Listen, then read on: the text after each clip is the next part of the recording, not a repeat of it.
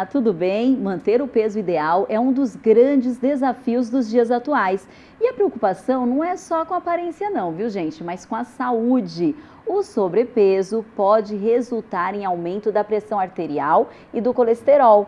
A obesidade é considerada doença pela Organização Mundial de Saúde. Inclusive, 4 de março é o Dia Mundial da Obesidade, para conscientizar sobre o problema.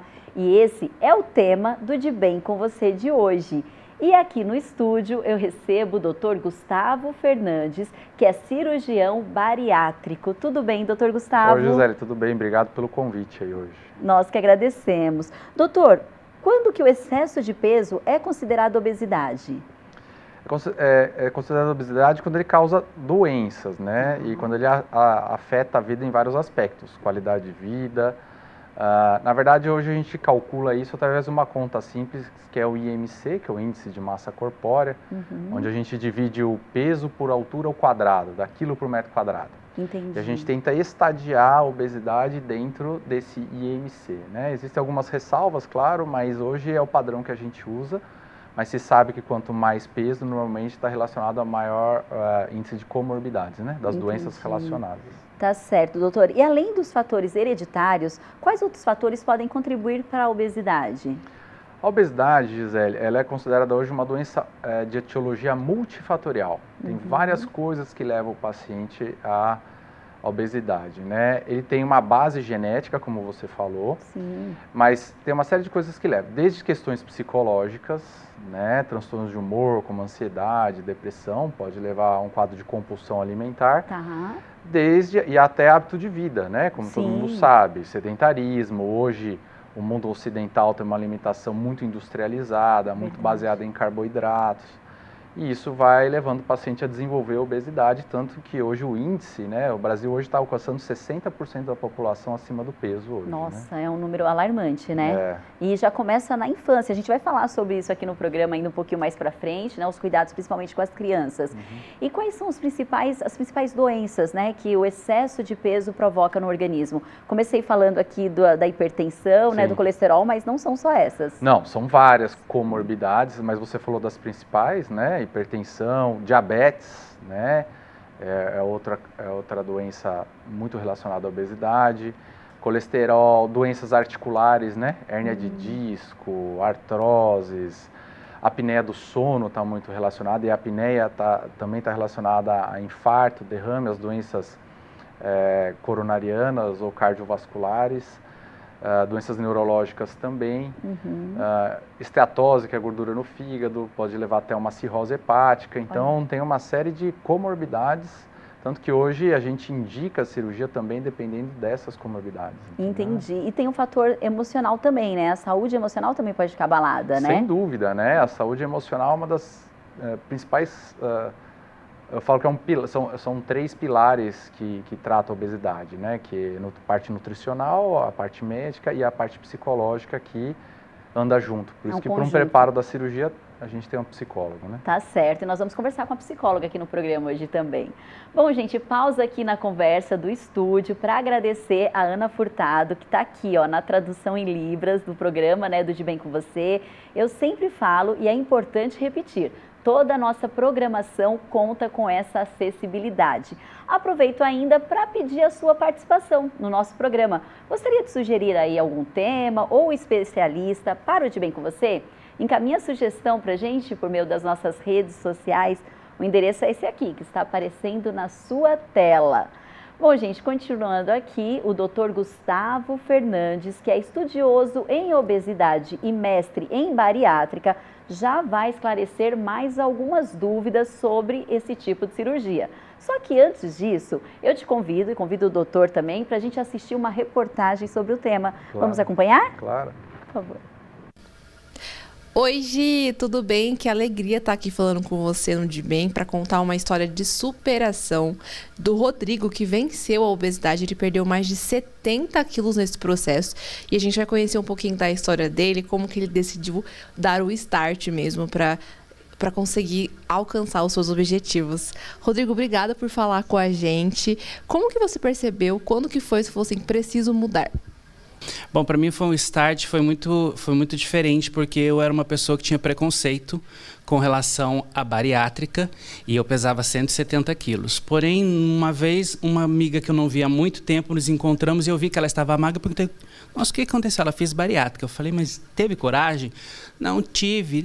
Nós conversamos um pouco, ela falou, olha, não é esse bicho de 7 cabeças, toma o contato do médico. Eu falei, vamos lá, não tem nada a perder. Entrei em contato, marquei a consulta e fui fazer.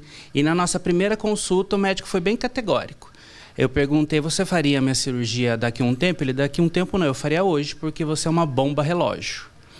E dali eu comecei a fazer os exames pré-operatórios e com os exames pré-operatórios eu me dei conta de que realmente eu estava não somente acima do peso, mas eu estava prestes a morrer. Mas eu não tinha noção do meu tamanho. Para mim era muito natural, para mim era normal. Eu sempre me escondia, ficava atrás das câmeras, roupa larga. Então você acaba fazendo coisas para viver e conviver com aquela obesidade. E falando em transformação de vida, o que você percebeu que mudou em você, além também da perda do peso, você sentiu que melhorou sua autoestima, sua saúde mental? Como que foi? É difícil colocar para você uma coisa, porque foram tantas coisas. Eu acho que o mais importante, o mais inovador, de diferente, eu saí de trás das câmeras. Eu sempre trabalhei com influência digital, eu sempre gostei de tirar foto, de fotografar, mas eu nunca estava em frente, eu sempre estava por trás. E a autoestima que você recupera, algo que eu não sabia que eu tinha perdido, ela volta com uma força muito grande. E quando você está bem consigo, a sua felicidade se transparece, se reflete nas pessoas. 6 meses depois da minha cirurgia, minha esposa também fez. Eu emagreci 75 quilos, ela emagreceu 40. Então, hoje, a gente leva uma vida muito mais saudável, muito mais... Eu não quero dizer feliz, porque nós não éramos infelizes. Mas hoje, a felicidade é muito mais leve. Parece até uma brincadeira a gente falar isso, mas ela é muito mais leve, ela é muito mais natural. E para a gente encerrar, Rodrigo, o que você considera que foi o ponto-chave? E você acredita ainda que existiu um preconceito para quem quer fazer bariátrica ou para quem ainda está na obesidade? É um caminho difícil, né? Então, o que você diria para quem está pensando em fazer e está passando pelo processo também, que é difícil, né? É engraçado porque o preconceito existe, eu posso dizer com aquela célebre frase, eu tenho lugar de fala, porque eu tinha este preconceito. Tá? Eu tinha essa questão de quem faz bariátrica é preguiçoso, vai fazer uma dieta. Só que eu mesmo, durante 30 anos, tentei inúmeras dietas. Tentei dietas onde eu cheguei a emagrecer 40 quilos e depois recuperei 50. E a dica que eu dou para quem pensa em fazer foi a primeira pergunta que a psicóloga fez para mim, que isso é extremamente importante, você ter acompanhamento psicológico. Ela falou, Rodrigo, você está aqui por quem? Quem te mandou aqui? Eu simplesmente falei, não, ninguém me mandou, eu estou aqui porque eu quero. Primeiro passo, você tem que querer. E ninguém está na sua pele vai sentir o que você está sentindo. Então, não se importe com as opiniões alheias, porque só você que está na obesidade sabe o quão é difícil subir uma escada, quão é difícil amarrar um cadarço, quão é constrangedor você entrar numa loja e não ter o seu número. Uma coisa eu posso garantir para vocês, não existe prazer melhor do que você entrar numa loja e pedir um número menor. Tá certo, muito obrigada, viu, Rodrigo, por compartilhar a sua história com a gente, por abrir o seu coração. E é isso, né, Gi? É muito importante que todo esse processo seja feito com acompanhamento médico, psicológico, nutricional, né? São alguns pilares que fazem você realmente conseguir deixar a obesidade, deixar o sedentarismo e, claro, ter uma vida mais plena, né? Muito obrigada, Gabi. Muito obrigada também, Rodrigo. Olha só que testemunho legal, bacana, né, doutor? Muito e é bom. isso mesmo que ele falou, né? Inclusive essa questão de camuflar, né? Muitas pessoas estão com a doença, que é a obesidade, é uma doença, e acaba camuflando. Sim, você colocam vê roupas mais situações, largas sim, ou não aceitam. Exatamente, se escondem, não saem, porque tem medo de sentar numa cadeira de plástico, né? Pegar um ônibus, um avião. E é uma questão de saúde mesmo, igual ele falou, né? Ele Sem estava com uma série de doenças que nem imaginava que, inclusive, você falou agora Gisele, há pouquinho. o IMC, que é esse índice de massa corpórea que eu te falei, acima de 40, está relacionado a uma diminuição na expectativa de vida em 10 anos. Olha só, poxa, Bom, então é bom ficar atento, né? E em quais casos que a cirurgia bariátrica é indicada? Além do IMC, tem outro... Então, a gente hoje leva em conta o IMC. Quando esse número é acima de 40 é o que a gente chama de obesidade mórbida. Tá. Entre 35 e 40 é uma obesidade moderada e aí indica quando tem comorbidades, que são essas todas que a gente conversou, né? Se é hipertenso, se é diabetes, se tem gordura no fígado, se tem artrose, apneia, enfim, aí tem uma série de comorbidades. E uma série de exames também, né? A gente ainda vai falar sobre eles.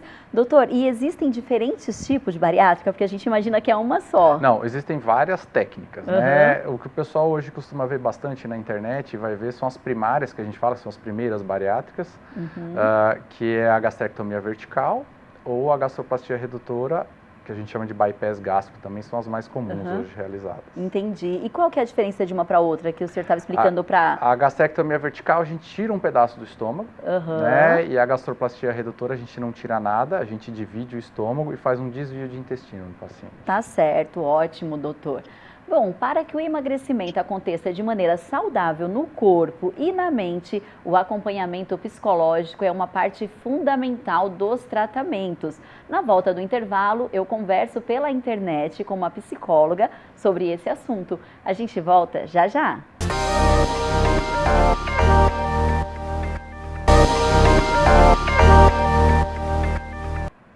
Estamos de volta. A comida traz aquela sensação de prazer e satisfação e está diretamente ligada ao nosso bem-estar. Faz parte da nossa cultura, né, gente? Mas se torna também um problema sério quando descontamos nela os nossos sentimentos, como frustração e tristeza, por exemplo. Quem tem mais informações sobre a relação da comida com as emoções é a psicóloga Karen Belmonte. Tudo bem, Karen? Olá, Gisele, doutor Gustavo, Ana Furtado, tudo bem por aí? Sim, tudo ótimo por aqui. Karen, qual a importância de um acompanhamento psicológico no processo de emagrecimento? O acompanhamento psicológico no processo de emagrecimento, ele está relacionado diretamente ao comportamento alimentar. Entende-se, como você mesma disse, muito bem dito, né? Essas pessoas, às vezes, elas acabam comendo as suas emoções. Por falta de não saber lidar com emoções mais negativas, como ansiedade, frustrações, dores, muitas vezes elas podem uma falta de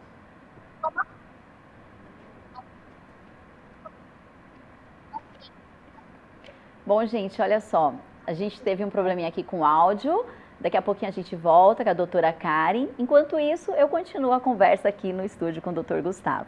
Doutor, então essa questão psicológica, ela precisa ser levada a sério, na verdade, em todas as áreas da nossa vida. Sim. Mas quando o assunto é cirurgia bariátrica, é um dos primeiros fatores, é um pilar. Assim, né? Como ela falou na entrevista, é um dos pilares, né? Um dos pilares. Porque tem total relação, pode ser causa ou consequência o transtorno de humor. Claro, e muito bacana também o que ele falou, né? Você está aqui por quem? Foi a esposa que mandou. Então, geralmente, quando os pacientes te procuram no consultório, eles tomam essa decisão ou os familiares dão um toque ali? Nossa, Gisele, assim, são inúmeras. Quais são os relatos? Nossa, são histórias para escrever um livro, né? Imagino. Quantos anos, na verdade? Desde 2009 eu faço cirurgia bariátrica. Quantas cirurgias já foram realizadas? Quase 3 mil cirurgias eu já realizei. Quase 3 mil já foram realizadas. Então, você vê, o que é muito comum a gente ver assim... a questão da autoestima para a mulher, né, é muito importante.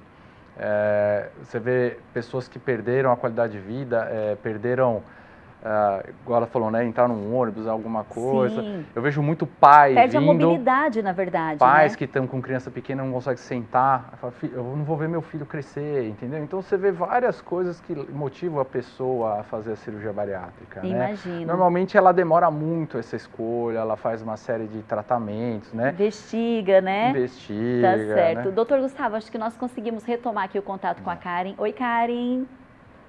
Oi, vocês escutam agora? Sim, tá melhor. Então a gente estava conversando sobre a importância do acompanhamento psicológico em qualquer tipo de dieta. Sim. O acompanhamento psicológico, ele vai entrar justamente para trabalhar o comportamento alimentar. Porque, como você disse, muito bem, né, a comida entra como um corpo, né? Então, as pessoas não querem lidar com negativas, como traumas, sofrimentos, dores, e aí elas recorrem a válvula de escape para não lidar diretamente com as situações negativas.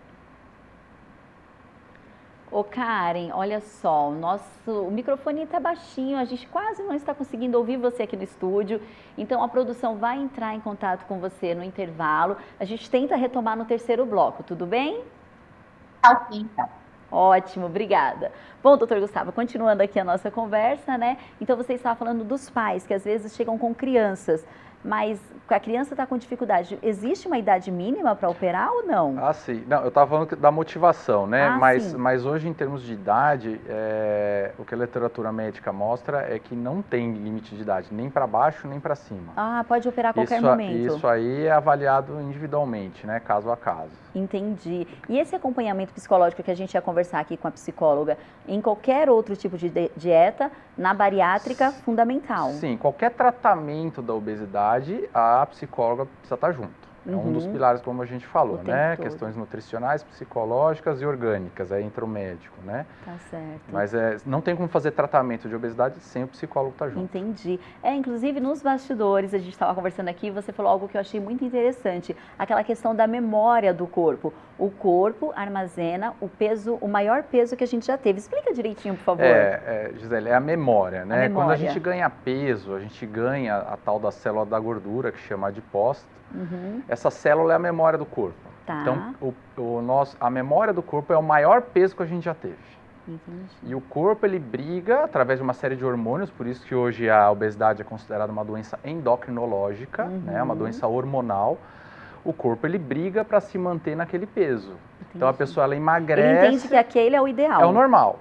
É aquele peso, o maior peso da pessoa é o normal dela. Então, quando a gente tenta fazer uma dieta, que a gente faz aquele esforço e tal, por isso que as pessoas veem assim, que faz aquele esforço, emagrece 10 quilos, aí relaxa um pouquinho, pum, em 2 meses do efeito ganha. sanfona. É o efeito sanfona, porque essa memória metabólica, ela vai existir para sempre. Então é um cuidado para sempre. O ideal é prevenir o ganho de peso, né? Entendi. É você não ter essa célula, porque depois que você ganha, você não perde ela, por mais que emagreça, né? E essa célula, ela só surge depois que atinge a obesidade ou um pouquinho acima do peso ela já vem? Não, na verdade, cada quilo que você ganha, você cria célula. Então, entendi. a obesidade é quando você tem o excesso dessas da gordura. células. Exatamente. Entendi, doutor. E quais são os preparos antes de uma bariátrica? O que vocês aconselham para os pacientes? A gente faz preparo médico, psicológico e nutricional, né? Batendo aí no martelo. Cada profissional vai ter um enfoque, né? Vai ter um foco aí na consulta, mas a gente vai ver, claro, tanto a questão da condição do paciente, se ele já teve um infarto, um derrame, né? A condição clínica dele para ir para a cirurgia. A gente avalia o estômago, obviamente, porque vai ser operado, vê as questões psicológicas, porque pacientes com compulsão grave, transtornos psiquiátricos não tratados precisam ser controlados antes da cirurgia. Primeiro esse tratamento, depois da cirurgia. E a questão nutricional, porque a gente vê pacientes que têm, às vezes, comportamento alimentar infantil até. Entendi. Pessoas adultos que só comem arroz com batata frita, ketchup e nugget, e aí você precisa mudar esse hábito antes da cirurgia. É um trabalho de conscientização geral. Daqui a pouco a gente conversa um pouquinho mais sobre esse assunto. Você sabia que noites mal dormidas também podem influenciar no processo de emagrecimento? O Dr. Gustavo Fernandes vai explicar isso pra gente daqui a pouquinho, na volta do intervalo. Fica aí, a gente volta já já.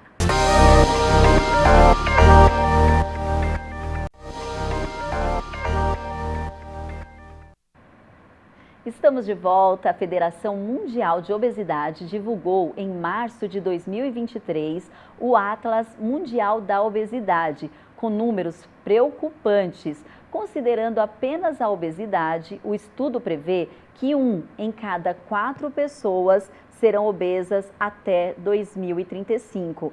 É mais da metade da população mundial, cerca de 4 bilhões de pessoas. E mais de 4 bilhões de pessoas viverá com sobrepeso. Gente, isso aqui no nosso país, no Brasil. E o cenário também não é nada favorável. De acordo com a entidade, 41% dos adultos brasileiros terão obesidade.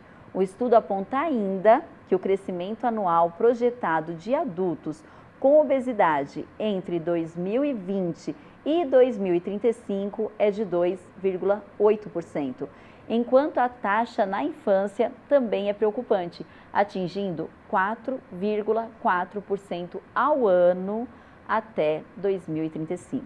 Doutora, alarmante, hein? Muito, né? Muito. É uma Principalmente pandemia. quando a gente fala de crianças. É uma pandemia, é uma nova pandemia, né? Sim. A obesidade está sendo considerada como uma nova pandemia. Poxa vida, por isso os cuidados, melhor não chegar lá, né, doutor? Bom, gente, e agora nós retomamos o contato com a doutora Karen, que é psicóloga. Doutora Karen, você me escuta bem? Sim, tudo certinho. Ai, que ótimo. Então vamos lá, eu vou retomar a primeira pergunta. A importância do acompanhamento psicológico em qualquer tipo de dieta. Então tá. Como você mesma disse, o atendimento psicológico nesses casos vai ser justamente para ajudar o paciente a lidar com o comportamento alimentar, porque o que ele faz? Ele desregula as emoções dele toda na comida. Então, uma vez que ele não quer sofrer, não quer sentir dor, que ele não gosta de passar por algo ruim, ele acaba usando como uma válvula de escape a comida. E a comida traz aquele conforto inicialmente, né? Aquela sensação de bem-estar, de acolhimento, mas posteriormente, né? Porque esse comer é comer além, né, do normal. Vem aquele sentimento de culpa, de frustração. Então é aí que o atendimento psicológico vai trabalhar. Tá certo, Karen. E quais são os indícios que eu estou descontando no alimento algum sentimento, como frustração, sei lá, tristeza, por exemplo? Nós consideramos como um comportamento disfuncional quando você come mais do que seria considerado normal, tá? Então, você come várias vezes ao dia, você não tem um plano alimentar, você vive dando aquelas famosas beliscadas, sabe? Você come o doce para confortar, porque você acha que só com isso você vai ficar bem, ou você come até sentir uma sensação de desconforto, mesmo sem fome você continua comendo. Então nós entendemos que esses são sinais de que tem algo errado no seu comportamento alimentar. Tá certo, doutora. E nós acabamos de falar alguns dados aqui, entre eles, né, o número de crianças com obesidade, que é alarmante, né? É um estudo. E quais são os indícios que eu consigo perceber, de repente, que a minha criança está partindo para esse lado da obesidade ou está com algum distúrbio alimentar? Bem, a gente diz primeiro que os pais são espelho. Se a criança está inserida num ambiente obesogênico, ou seja, onde é oferecido muitos alimentos calóricos, né? As famosas bolachinhas, refrigerantes, provavelmente ela também vai ter dificuldades de lidar com as suas emoções. Então, quando ela tiver um problema lá na escola, viver um bullying, por exemplo, ela também vai encontrar como recurso descontar isso na comida.